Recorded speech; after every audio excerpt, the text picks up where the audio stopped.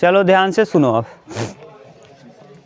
पिछला चैप्टर हम लोगों ने कंप्लीट कर लिया ना, जो सूरदास का पद था जो सूरसागर से लिया गया था।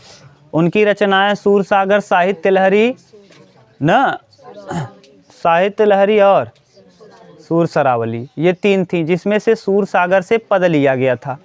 आपने 9 या 10 पद पढ़ा। उन्होंने सूरदास जी ने किसके विषय में लिखा है? कृष्ण के विषय में। और किस भाषा में लिखा ये भी पूछता है तो ब्रज भाषा। अब जो हम लोग पढ़ेंगे ये तुलसीदास। देखिए राम जी जो फेमस हुए ये किसकी वजह से हुए? तुलसी। राम जी के चरित्र का वर्णन किसने किया बढ़िया से? तुलसी। और वास्तव में जो तुलसीदास ने वर्णन किया है उसी का हम लोग एकदम वही चीज़ पढ़ेंगे जो रामचरितमानस में तुलसीदास ने लिखा है। बिल्कुल सेम यही चीज़ हम लोग पढ़ेंगे ना। इस पाठ में राम जी को आदर्श बनाने का कार्य करने वाले ही कौन हैं? तुलसीदास। ये माने जाति से ब्राह्मण थे तुलसीदास जी। ये जब जन्म लिए थे तो 5 साल के बच्चे की तरह लग रहे थे। कितना साल? हाँ, अगर कोई बच्चा पैदा हुआ, अरे बहुत, जैसे 1 महीने का लगेगा, 1.5 महीने का लगेगा, 2 महीने का, ये सीधा कितने बड़े? 5 वर्ष के। सोचो कितना बड़े लग रहे थे, 5 साल के बच्चे ना। ये कहा जाता है, और विद्वानों में इनके मतभेद है। इनका जन्म स्थान कहाँ है इसमें मतभेद है, विद्वान बहुत, हाँ, आपस में मतभेद है। कहा जाता है कि इनका जन्म राजापुर में हुआ था। कहाँ? राजापुर, बांदा जिला है वर्तमान के बांदा जिला में, और उत्तर प्रदेश के राजापुर गांव में, चित्रकूट के। ठीक, देखो तो यहाँ तुलसीदास जी के विषय में देख लो थोड़ा सा। तुलसीदास लिखना ठीक से ऐसे टैग करके लिख देना तुलसीदास। इसको लिखाएंगे आपको अलग से। एक बात और याद अभी बोल दे रहे हैं इसी में शुरुआत में ही, कि जो आपका रामचरितमानस है वो अवधी भाषा में लिखा है। किस भाषा में? ये खूब देता है प्रश्न कि रामचरितमानस किस भाषा में लिखा गया है? अवधी भाषा में ना। तो ज़्यादा ये जो तुलसीदास जी हैं ये अवधी और ब्रज भाषा दोनों के विद्वान थे, लेकिन ज़्यादातर रचनाएं किस में किए हैं? अवधी में। ठीक, और ब्रज भाषा में करने वाले हैं कौन? सूरदास ना। सूरदास हैं ब्रज भाषा में। देखिए तुलसीदास का जन्म जो है, जन्म 1554 विक्रम संवत, 1554 अगर देगा तो ये विक्रम संवत देगा। विक्रम संवत वाला कैलेंडर ब्राह्मण जब आएंगे आपके यहाँ ना, पंडित जी, तो उनके पास देखेंगे ना तो उनका कैलेंडर अलग तरीके से रहेगा। ऐसे 1554 विक्रम संवत वहाँ लिखा रहेगा, वो वही पढ़ते हैं। नहीं जिसमें ग्रह नक्षत्र देखते हैं, पानी बारिश होगी कि नहीं, विवाह होगा कि नहीं, किस, हाँ, ये सब, तो इसमें मांगलिक हैं कि नहीं, ये सब देखा जाता है इसी विक्रम संवत में। लेकिन ईस्वी जो हम लोग कैलेंडर पढ़ते हैं वो ईस्वी में पढ़ते हैं। तो ये 1532 ईस्वी। अगर ईस्वी में कहेगा ना तो आप लोग इसमें, कई लोग कंफ्यूज थे आज तक ना कि ये 2 बार कैसे दिया है जन्म उनका। 1554, 1532 ये विक्रम संवत है, और ये क्या है? ईस्वी। हम लोग ईस्वी को अच्छे से जानते हैं, लेकिन ब्राह्मण जो हैं, जो विद्वान हैं, जो शादी विवाह वाला कैलेंडर देखते हैं, वो कौन सा देखते हैं? विक्रम। समझ गए इनका जन्म। अब ये इनका ये इस समय जन्म हुआ था। आपके यहाँ एक श्लोक भी दिया है, अगर लिखना चाहो तो यहाँ जैसे इसको लिखना, यहाँ टैग बना के लिखना।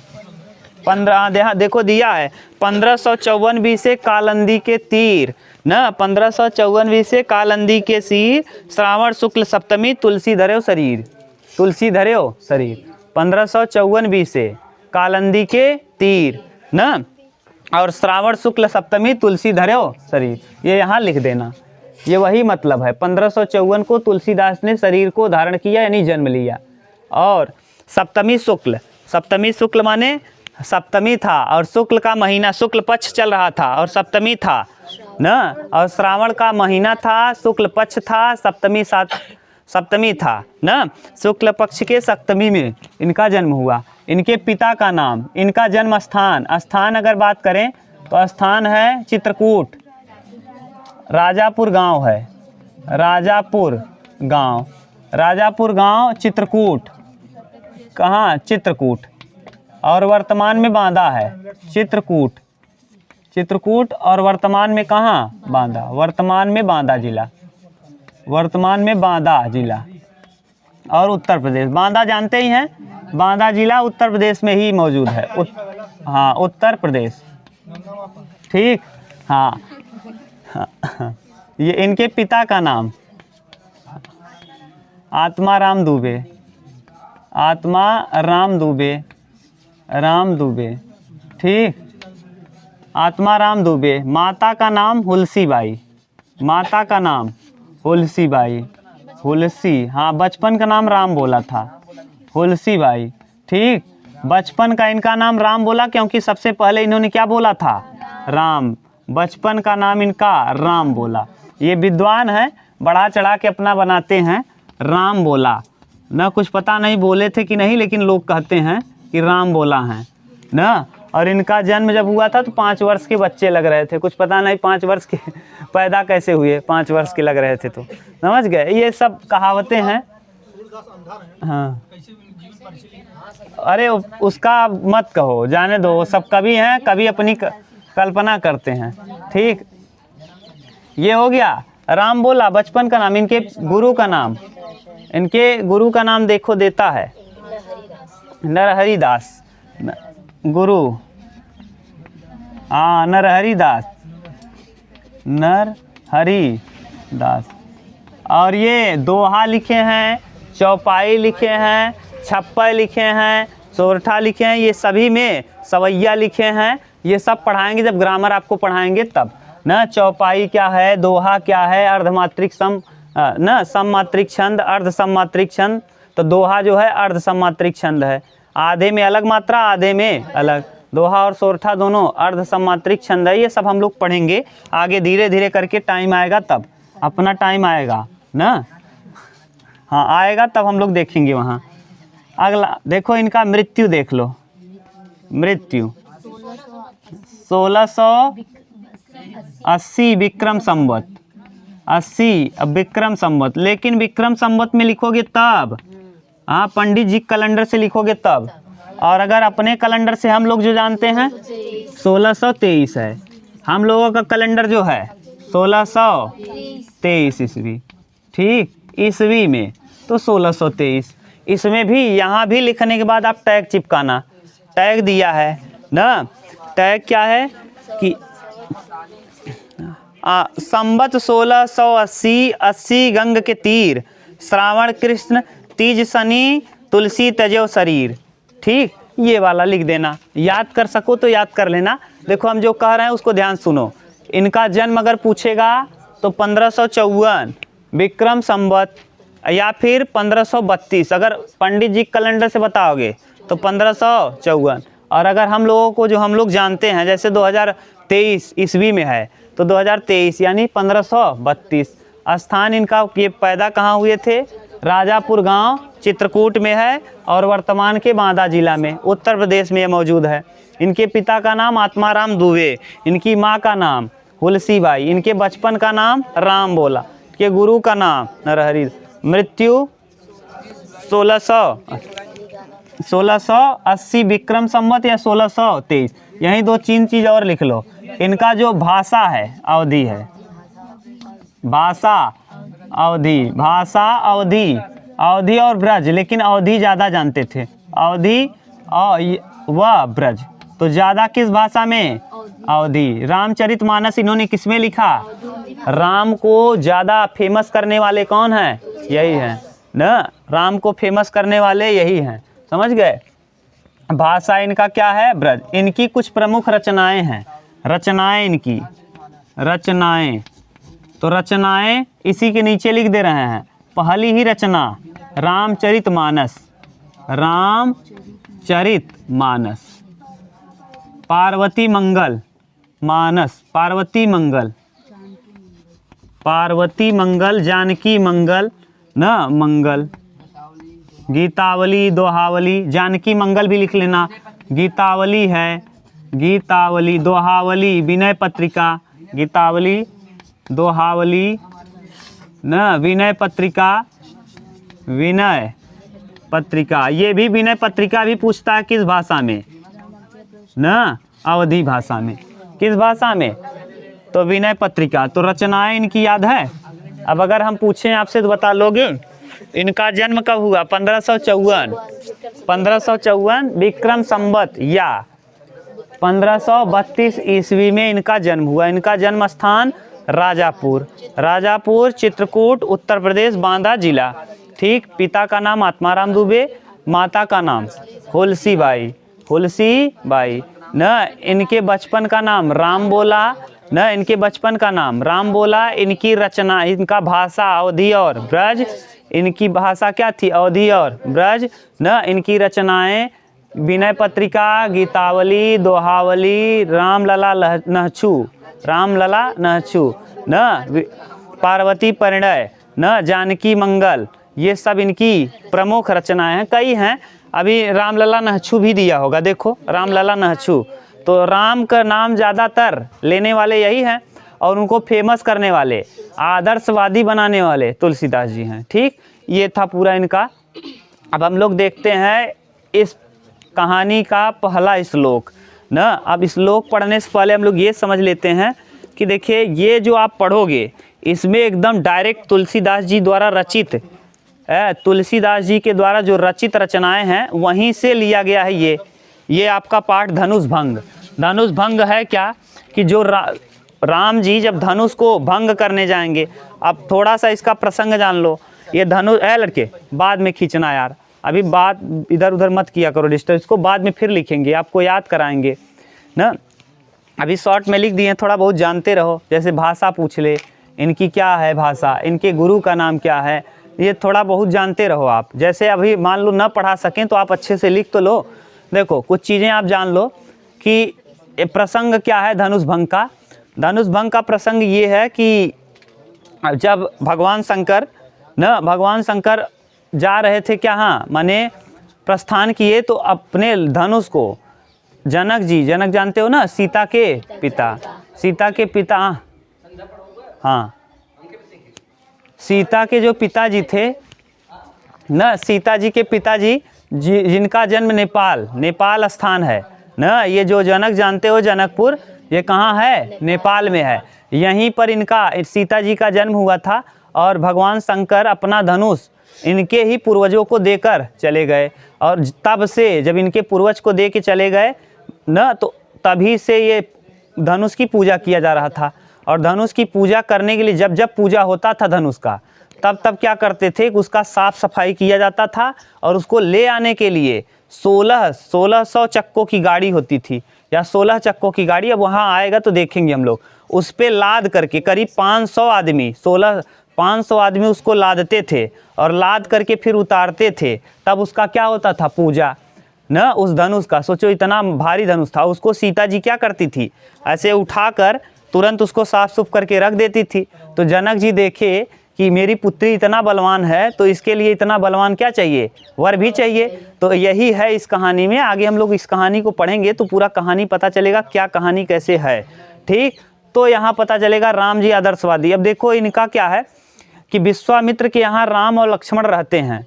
राम और लक्ष्मण विश्वामित्र जी के यहाँ रहते हैं, तो इनको विश्वामित्र जी इनको ले जाते हैं, क्योंकि दशरथ जी से मांगे थे कौन, विश्वामित्र, इनको सिखाने के लिए कि इनको सब विद्या देंगे। और ये हमारे यज्ञ योग्य में जो राक्षस थे वो क्या करते थे, इनका यज्ञ योग्य भ्रष्ट करते थे। तो विश्वामित्र जब लाए तो ये लोग बड़े ही प्रतापी पहले से ही थे, तो राक्षस वहाँ भटकते नहीं थे जब अपना यज्ञ करते, तो इन्हीं के साथ थे। और ये इनको मिला न्योता, निमंत्रण मिला किसका, धनुष के पूजा का। और वहीं वे इन्होंने क्या किया है, कहा है कि जो धनुष को उठाएगा उसी को हम क्या, उसी को सीता का वर चुनेंगे। तो धनुष का स्वयंवर होगा, यानी सीता स्वयंवर में धनुष को उठा करके जो विजयी होगा। अब रावण कुछ पता नहीं गया था कि नहीं गया था, कुछ कहते हैं गया था, उठाया था, नहीं उठा पाया, कुछ कहते हैं आकाशवाणी हुई न। अरे तो पागल, उठा नहीं पाया, तो ये कहते हैं कि उठाने गया नहीं उठा पाया, कुछ लोग कहते हैं आकाशवाणी हुई वहाँ से चला गया। अब वो सब हम नहीं जानते न। अब वो जो ट्विस्ट है ट्विस्ट रहने दो। कुछ लोगों का कहना है कि धनुष को उठाने गया था कौन, रावण धनुष को उठाने गया था। कुछ लोग कहते हैं रावण अगर धनुष उठाने जाता तो शंकर भगवान का परम पुजारी था, वो उठा लेता। आकाशवाणी हुई, शायद कुछ उसके यहाँ काम था वहाँ, इसीलिए वह वहाँ से चला गया, नहीं तो धनुष को वही उठा लेता। ठीक, सब कहानी अलग हो जाती। अब राम जी जाते हैं विश्वामित्र के साथ। अब देखो आगे क्या है, अब ध्यान से सुनना। कई राजा धनुष को उठाने का प्रयास करते हैं, सब विफल हो जाते हैं। कोई भी उठा नहीं पाता। अब जब कोई भी धनुष को उठा नहीं पाता तो अब कहानी क्या होती है कि अब जब कोई धनुष, तब सब लोग दो दो तीन तीन लोग उठा रहे हैं, तो दशरथ को बड़ी चिंता हो रही है कि मैंने एक ऐसा प्रण ले लिया, शायद कोई धनुष नहीं उठा पाया तो क्या होगा, सीता का विवाह ही नहीं होगा। अब धनुष को उठाने के लिए तीन तीन राजा, अब तीन तीन राजा आ रहे हैं, तो दशरथ जी, जनक जी को बहुत चिंता हो रही है। क्यों हो रही है? क्योंकि अब सोच रहे हैं कि तीन तीन आदमी से शादी करना पड़ेगा। इनका टेंशन अब ये हो गया ना, तो इस वजह से अब टेंशन में है कौन? सब वहाँ के जितने भी लोग हैं सब टेंशन में हो गए हैं। अब आगे देखो, वहीं से दोहा चालू होता है। उदित उदयगिरि मंच पर रघुवर बाल पतंग, और विकसे संत सरोज सब, हर्षे लोचन भृंग। यानी उदित उदयगिरि मंच पर, रूपक अलंकार है, बहुत अच्छा वर्णन है यहाँ विकसे संत सरोज में ना, रूपक अलंकार यहाँ लिख लेना। अब देखो उदित, हाँ उपमा भी है ना, उपमा भी मौजूद है। तो देखिए, उदित उदयगिरि मंच पर रघुवर बाल पतंग, ऐसे लग रहा है कि जैसे पर्वत से, उदित उदयगिरि मंच पर इस तरीके से भगवान राम आए हैं, जैसे लग रहा है कि पर्वतों के पीछे जब सूर्य बालक होता है, यानी जब सूर्य निकलने लगता है, जिस तरह से सूर्य पर्वतों के पीछे निकलता हुआ चमकता रहता है, एकदम सुंदर दृश्य रहता है, उसी तरीके से भगवान राम किस पर उदय हो रहे हैं? मंच पर, जहाँ धनुष है वहाँ अपने गुरु से आज्ञा लेते हैं और आज्ञा ले करके मंच पर उदय हो रहे हैं। और गुरु कौन है? विश्वामित्र ना। अरे उसी में कहते हैं कि लक्ष्मण कहते हैं कि जब धनुष टूटेगा आएगा भी प्रसंग, यहाँ कुम्हड़ को बतिया नहीं, जो तर्जनी देख मर जाही। परशुराम आते हैं ना इनको मारने के लिए, कहते कौन है जो धनुष को उठाया, धनुष को तोड़ा? तो लक्ष्मण जी संवाद कर लेते हैं कि बताओ, बहुत बखान कर रहे हो कि मैंने क्षत्रियों से विनाश कर दिया, क्षत्रियों का ये कर दिया, वो कर दिया, क्या कर लोगे, उखाड़ क्या लोगे ना? तो कह रहे हैं तुम मुझे नहीं जानते, तुम अभी बालक हो ना। तो कह रहे हैं इतना हट ठीक नहीं है। कहें अरे बालक हैं तो युद्ध करके देखो। तब राम जी कहते हैं अरे चुप रहो, परशुराम हैं, इनका इज्जत तो करो ना। तो कहते हैं कि परशुराम कहते तुम मुझे नहीं जानते, बार बार कहते हैं तो गुस्सा आ जाते हैं। कौन? लक्ष्मण। और कहते हैं यहाँ कुम्हड़ को बतिया नहीं, यहाँ कोहड़ा के बतिया हम नहीं है, जो तर्जनी तहर देखा वो मुरझाई जाब। यहाँ कुम्हड़ को बतिया नहीं, जो तर्जनी देख मर जाही। यानी हम कोहड़ा के बतिया नहीं कि तर्जनी दिखाई देवा तो मर जावे, मारब उधर आई जावे ना। राम जी कहते हैं अरे गुरु हैं, जाने दो, इनके साथ ऐसा मत करो। तो राम जी अपना अवतार लेते हैं, तो ये समझ जाते हैं कि राम भगवान के रूप हैं, तभी इनसे टूटा धनुष। आगे आएगा संवाद ना। अरे बहुत बढ़िया बढ़िया संवाद है, एक से एक संवाद हैं। जब आप पढ़ोगे तब समझ में आएगा क्या मज़ा है इसमें ना। अरे एक अच्छा श्लोक है, भरे भुवन घोर कठोर रवि रवि बाज बाज इनको चले तज तज करे ना, बहुत अच्छे से है, वहाँ देखेंगे तब मज़ा आएगा। उदित उदयगिरि मंच पर रघुवर बाल पतंग, माने उदय हो रहे हैं। अब राम भगवान उस तरीके से उदय हो रहे हैं जिस प्रकार बालक सूर्य, छोटा सा सूर्य जो है, एकदम सूर्य जब उदय होता है पहाड़ों के पीछे, पर्वतों के पीछे से जिस प्रकार सूर्य उदय होता है, उसी तरीके से उदय कौन हो रहे हैं? उसी तरीके से सुशोभित हो रहे हैं, उसी तरीके से चमक रहे हैं। कौन? राम। अब विकसे संत सरोज सब, विकसे माने सभी लोग एकदम खिलखिला उठे हैं, संत सरोज सब, जैसे सूर्य को देख करके, सरोज माने क्या? कमल। जैसे सूर्य को देख करके कमल खिल जाते हैं, जैसे सूर्य को देख करके कमल खिल जाते हैं, विकसे संत सरोज सब, जितने वहाँ ऋषि मुनि हैं वह सब के सब खिल उठे हैं। किसको देख करके? राम को देख करके सब के सब खिल उठे हैं कि अब ये तो उठा देगा, बालक भले दिख रहा है। जैसे सूर्य के आने पर पर्वतों के पीछे जैसे सूर्य आता है तो पूरा चमक, सोचो पर्वत के पीछे से सूर्य निकले कितना अच्छा दृश्य होगा। वही दृश्य तुलना की गई है किससे? राम से। तो यहाँ रूपक है, यानी पर्वत और सूर्य की तुलना राम और संत से की गई है। और और विकसे संत सरोज सब, और सभी संत सरोज, जितने भी संत हैं सरोज की तरह यानी कमल की तरह उनके चेहरे खिल उठे हैं। और सब हर्षे लोचन भृंग, और सब के मन में, भृंग माने आँखें, और आँख, यहाँ आँख की तुलना की गई है भौरे से।